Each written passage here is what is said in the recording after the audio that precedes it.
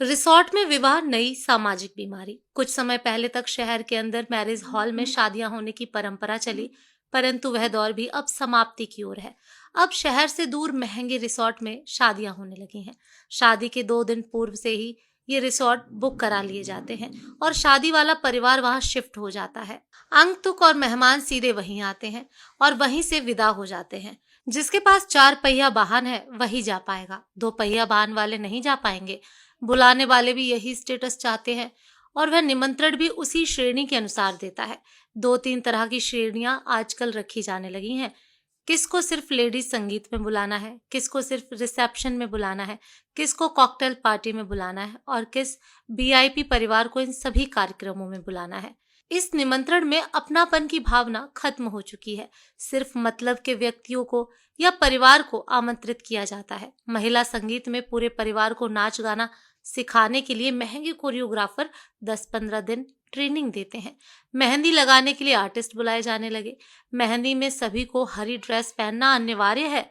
जो नहीं पहनता उसे हीन भावना से देखा जाता है, लोअर कैटेगरी का मानते हैं। फिर हल्दी की रस्म आती है। इसमें भी सभी को पीला कुर्ता पजामा पहनना अति आवश्यक है। इसमें भी वही समस्या है, जो नहीं पहनता उसकी इज्जत कम होती है। इसके बाद बर निकासी होती है। इसमें अक्सर देखा जाता है जो पंडित को दक्षिणा देने में 1 घंटे का डिस्कशन करते हैं, वह बारात प्रोसेशन में 5 से 10 हजार नाच गाने पर उड़ा देते हैं। इसके बाद रिसेप्शन स्टार्ट होता है। स्टेज पर वरमाला होती है। पहले लड़की और लड़के वाले मिलकर हंसी मजाक करके वरमाला कराते हैं। आजकल स्टेज पर धुएं की धुनी छोड़ देते हैं। दूल्हा दुल्हन को अकेले छोड़ दिया जाता है, बाकी सबको दूर भगा दिया जाता है और फिल्मी स्टाइल में स्लो मोशन में वह एक दूसरे को वरमाला पहनाते हैं। साथ ही नकली आतिशबाजी भी होती है। स्टेज के पास एक स्क्रीन लगा रहता है, उसमें प्री वेडिंग शूट का वीडियो चलती रहती है। प्रत्येक परिवार अलग अलग कमरे में ठहरेगा, जिसके कारण दूर दराज से आए बरसों बाद रिश्तेदारों से मिलने की उत्सुकता कहीं खत्म सी हो गई है, क्योंकि सब अमीर हो गए हैं, पैसे वाले हो गए हैं। मेल मिलाप और आपसी स्नेह खत्म हो चुका है। रस्म अदायगी पर मोबाइल से बुलाए जाने पर कमरे से बाहर निकलते हैं।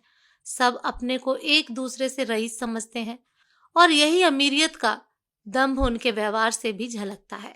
कहने को तो रिश्तेदारों की शादी में आए हुए होते हैं, परंतु अहंकार उनको यहाँ भी नहीं छोड़ता। वे अपना अधिकांश समय करीबियों से मिलने के बजाय अपने अपने कमरों में ही गुजार देते हैं। हमारी संस्कृति को दूषित करने का बीड़ा ऐसे ही अति संपन्न वर्ग ने अपने कंधों पर उठाए रखा है। मेरा अपने मध्यम वर्गीय समाज बंधुओं से अनुरोध है, आपका पैसा है, आपने कमाया है, आपके घर खुशी का अवसर है, खुशियां मनाएं, पर किसी दूसरे की देखा देखी नहीं। कर्ज लेकर अपने और परिवार के मान सम्मान को खत्म मत करिए। जितनी आप में क्षमता है उसी के अनुसार खर्चा करिए। 4-5 घंटे के रिसेप्शन में लोगों की जीवन भर की पूंजी लग जाती है। दिखावे की इस सामाजिक बीमारी को अब जातीय वर्ग तक ही सीमित रहने दीजिए। अपना दाम्पत्य जीवन सर उठा के स्वाभिमान के साथ शुरू करिए और खुद को अपने परिवार और अपने समाज के लिए सार्थक बनाइए। धन्यवाद।